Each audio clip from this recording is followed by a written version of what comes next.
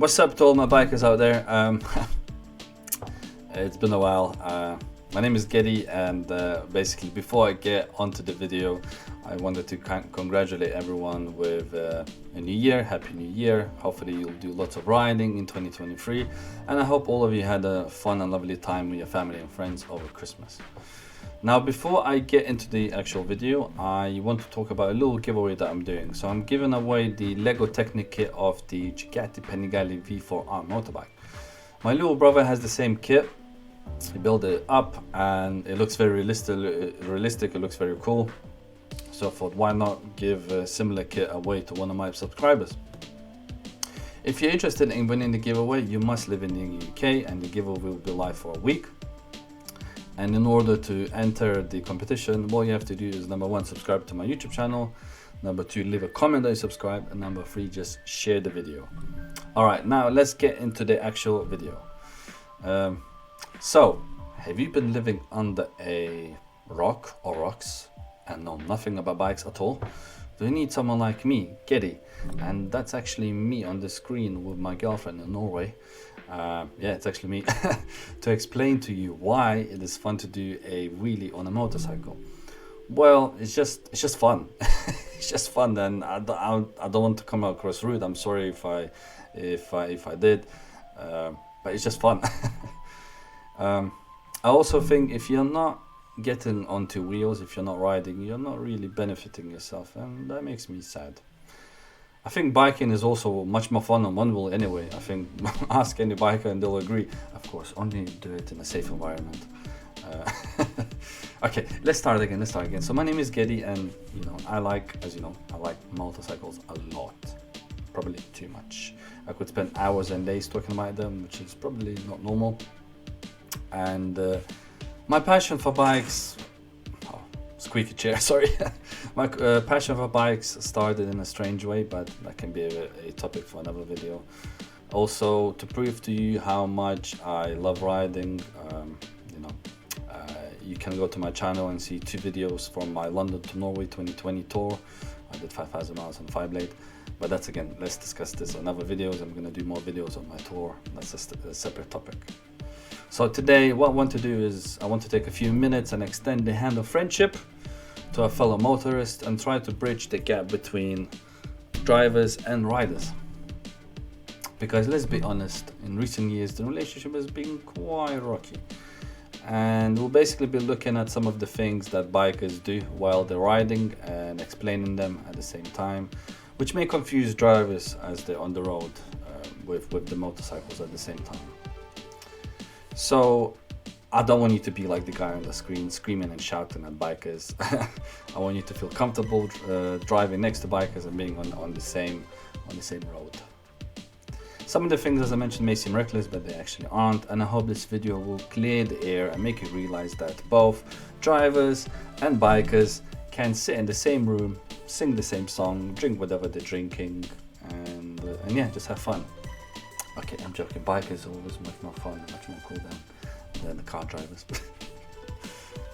Alright, so number 1, the first thing I want to discuss is hand signals.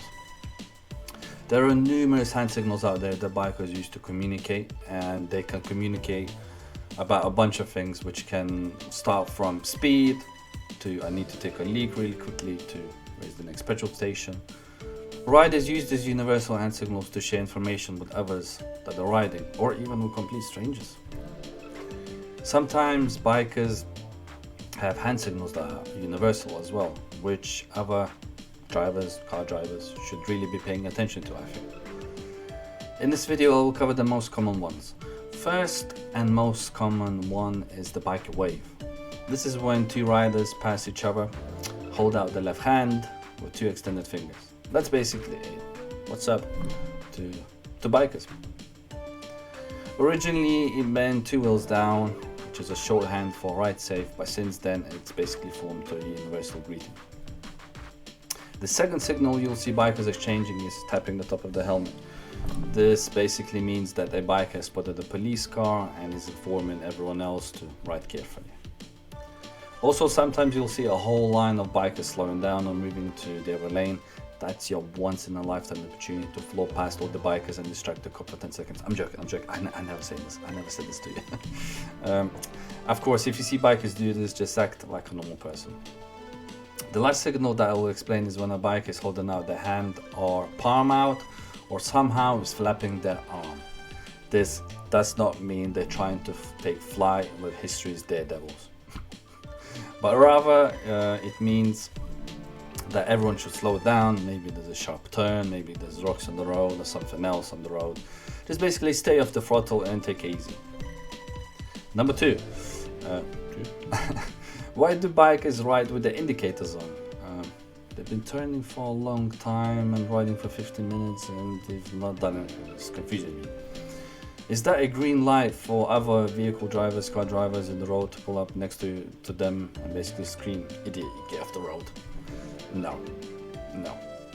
They probably just forgot to turn them off. This is something that a lot of car drivers don't understand about motorcycles. Most motorcycles do not have self-cancelling indicators. Yes, I bet you completely forgot that your car does this automatically for you.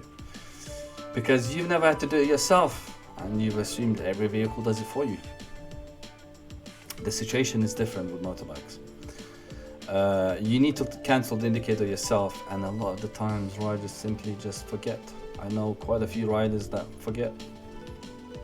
If you see motorcycles with the indicators on for a long time, just pull up alongside them and show them they indicate the hand signal by altering the fist and opening your hand like a high five. If you're curious, motorcycles that do have self-cancelling indicators include the likes of BMW, Harley Davidson and Triumph. I had a Triumph motorcycle myself, 2017 Triple RS 765, and I can confirm that. Otherwise, it's best to assume that the biker simply forgot to switch off the indicator. Number three. Why do motorcycles speed away from stoplights so fast? Are they trying to show off how fast the bike is? Is it unsafe? Is that unsafe? Is that illegal? No, they're just simply driving away from the stoplight, riding away from the stoplight at normal speed. To explain this, I'm gonna use a little bit of physics. Kids, stay in school, learn physics. So a motorcycle is much more smaller than a car and often has a higher power to weight ratio. To explain this, let's take a common motorcycle that either your dad or your uncle or your friend very likely owned and is still a very popular bike. The price for this bike has increased dramatically over the past two years, and don't be surprised after watching this video you go out and see this bike often in the world. The bike that I'm going to speak about is the Honda Hornet 600cc version. That bike has 97 horsepower, which really doesn't sound like a lot, but you have to understand that the bike only weighs 395 pounds. That's a power weight ratio of 0.025. So now in comparison, let's take a look at a probably number one commuter car in the world. So I'm taking a look at the Toyota Prius, the 2022 spec. It has much more power, 121 horsepower, and today there are lots of bikes out there that have close to double that horsepower, if you believe it or not. But that Prius weighs 3,140 pounds. Doing some super advanced math equations, I came up with a power to weight ratio of 0.039. What that means is that, well, this is why motorcycles always appear to speed away from the red light much faster, because cars are just really slow at moving from the red light. To have the same power to weight ratio for your Prius, you would need more than 609 horsepower, which even then would not be enough to keep up with certain bikes. Also remember that the Hornet isn't even a sports bike. Yeah. Number 4. Why do motorcycles always lean off their bikes when they're turning? Will they fall off? No.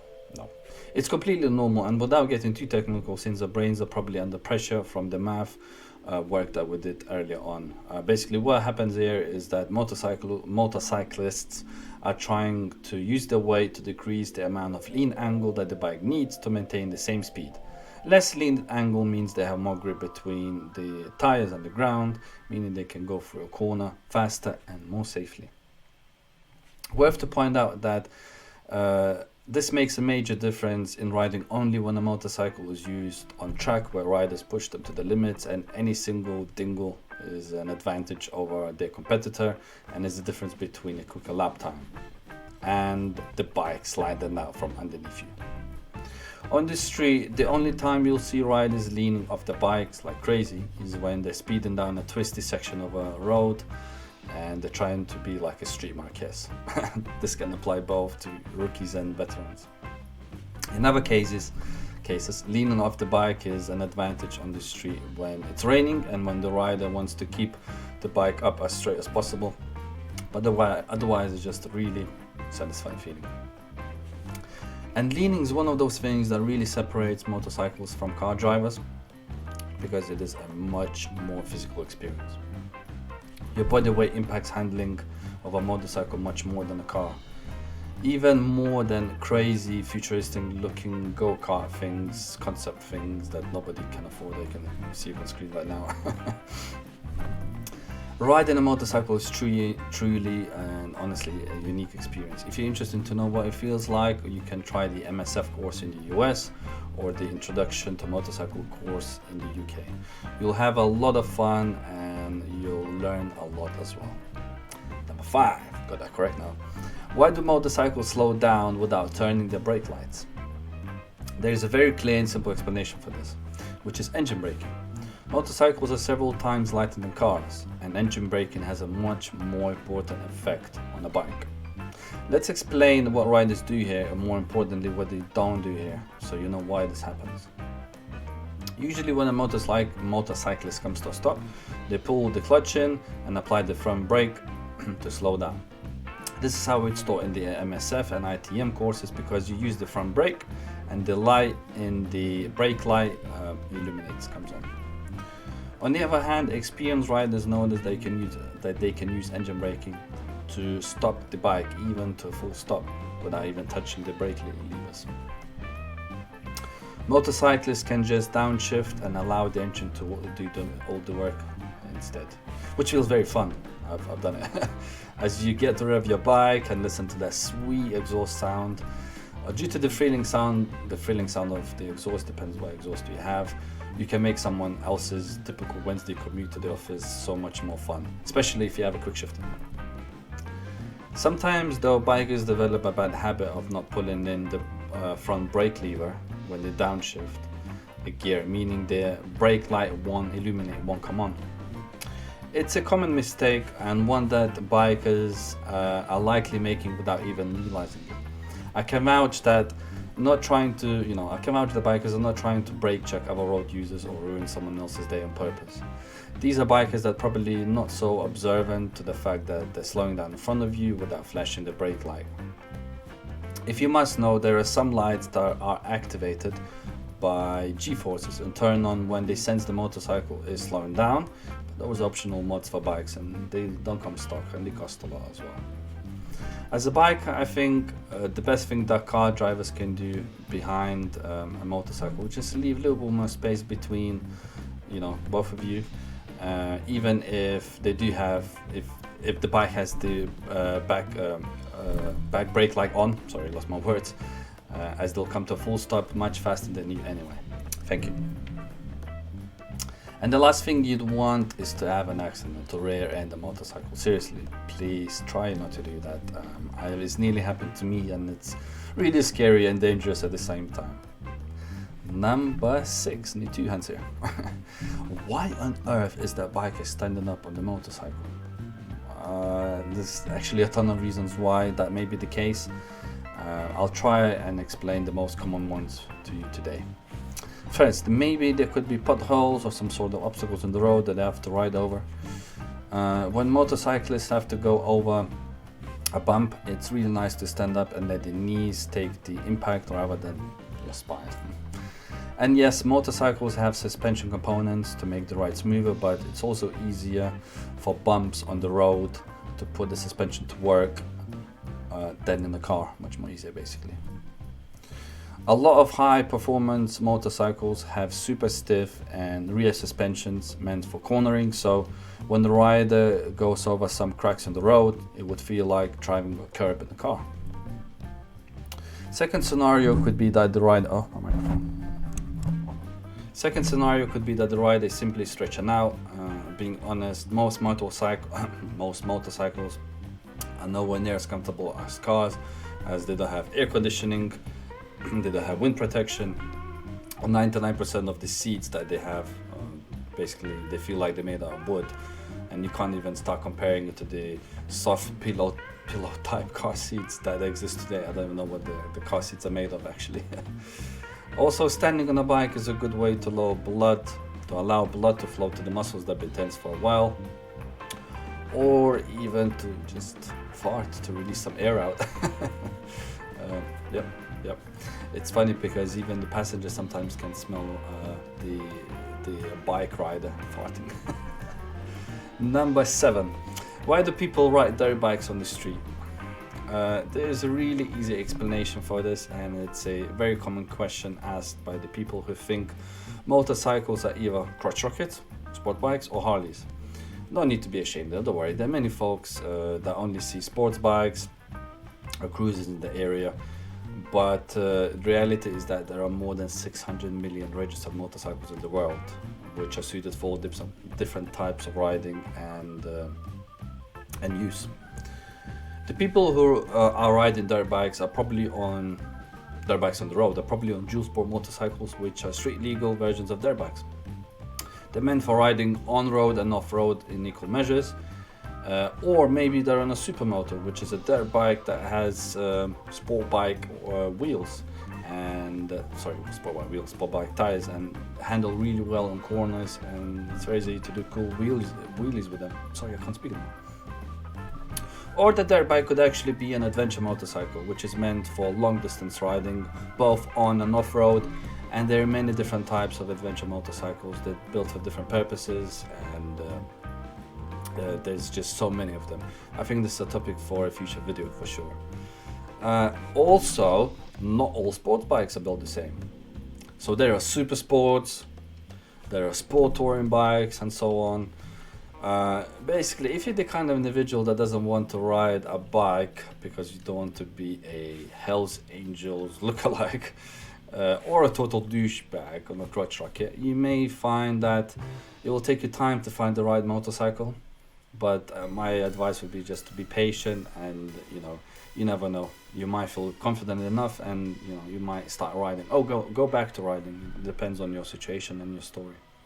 Fun fact: in Switzerland, it's illegal to own one guinea pig. You must own 2 guinea pigs because they're considered to be very sociable animals. Thanks to everyone for watching this video. I know my videos will get better in the future. I'm a little bit nervous, but I think it's okay. Also, if you like traveling, especially traveling by motorcycle, because it's a motorcycle related channel, please check out, I don't know where I'm gonna put the link to the video, but my first video from my 2020 Norway, London to Norway tour on my CBR1000RR. Thanks everyone, and have a lovely 2023.